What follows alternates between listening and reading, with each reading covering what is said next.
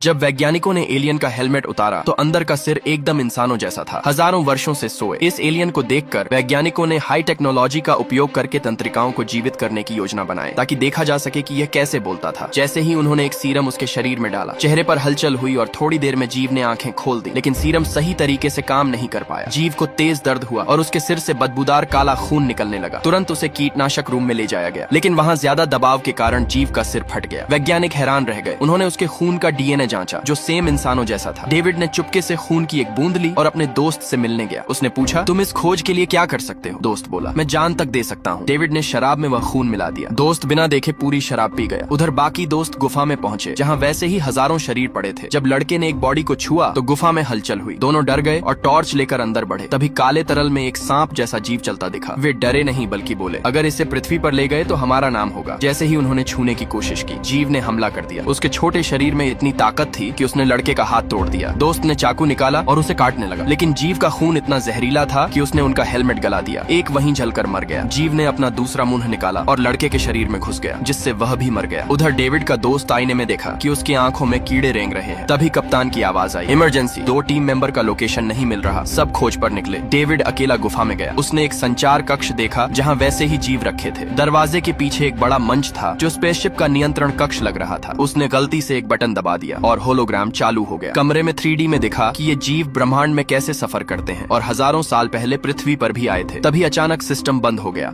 एक आदमी के हाथ से सिक्का फिसलकर नीचे गिरा। वह लुढ़कता हुआ गटर में गया। फिर वेंटिलेशन पाइप से होकर मेट्रो स्टेशन पहुंचा। वहां से ट्रैक पर उछलकर दोबारा गटर में घुसा और एक अंधेरी पाइप में समा गया। कई मिनटों की यात्रा के बाद वह कीचड़ में जा गिरा, जहां एक मजदूर लड़के ने उसे पाया। सिक्का देखकर उसके भीतर एक नई आशा की किरण जगी। शायद अब वह यहाँ से निकल सके। तभी ठेकेदार ने सब मजदूरों को आवाज दी। इन सभी को यहाँ गुलाम बनकर काम कराया जा रहा था। दिन भर की कड़ी मेहनत के बाद उन्हें सिर्फ 1 मिनट नहाने का मौका मिलता था और रात को खाने में सड़ी हुई मछली और थोड़ा चावल मिलता था। मगर आज एक खुशी की खबर थी। सबको तनख्वाह मिलने वाली थी। सभी खुशी से दौड़ पड़े, पर असली तनख्वाह की जगह उन्हें 1000 रुपए के कूपन मिले। असल में ये सब 30,000 रुपए की तनख्वाह के झांसे में एक कागज पर दस्तखत कर चुके थे। सोचा, काम करके सारा कर्जा चुकता कर देंगे, लेकिन एक गिरोह द्वारा बेच दिए गए। जैक ने हिसाब लगाया कि अगर वह 60 साल तक लगातार काम करे तो शायद बाहर निकल सके। तभी एक दलाल स्वादिष्ट खाना और बियर लेकर आया। सब मजदूर लालच में टूट पड़े। जैक ने खुद को रोका, मगर ठेकेदार उसके पास बियर लेकर आया और बोला, ये खुशी का वक्त है। जैक ने एक बोतल उठाई और पी गया। धीरे धीरे उसने 2 और बोतलें पी ली। फिर वह मूंगफली लेने गया, लेकिन ठेकेदार ने कहा, आज मजे का दिन है, चिकन लो। जैक खुशी के आगे खुद को रोक नहीं पाया और सारा पैसा खा पी कर उड़ा दिया। अगले दिन काम करते वक्त अचानक गुफा हिलने लगी। कई मजदूर घायल हो गए। जैक अपने दोस्त को अस्पताल ले गया, पर वहाँ डॉक्टर सिर्फ उन्हीं का इलाज कर रहे थे जिनके पास पैसे थे। बाकी सबको एक तरफ फेंक दिया गया। एक मजदूर बोला, चाहे जितना बचाओ, यहाँ की धूल और जहर से कोई नहीं बच सकता। तब सबको समझ आया कि जो खाना और शराब उन्हें दी जाती थी वह उन्हें हमेशा यहीं फंसाए रखने का तरीका था। तभी डॉक्टर ने इशारा किया कि बाहर जाने का एक रास्ता है, मगर बहुत जोखिम भरा। सब कुछ देर तक चुप रहे, फिर जान की बाजी लगाने को तैयार हो गए। उनके हाथ बांधकर आंखों पर पट्टी बांधी गई और उन्हें एक लिफ्ट में ऊपर ले जाया गया। पट्टियां हटते ही सबने देखा नीचे 100 फुट गहरी खाई थी और एक पतला पुल सामने की बिल्डिंग से जुड़ा था। आवाज आई, जो जाना चाहे जा सकता है। सभी चिल्लाने लगे, पर जैक ने साहस जुटाया और अकेले आगे बढ़ गया। ये देखकर बाकी सबने भी हाँ कह दी।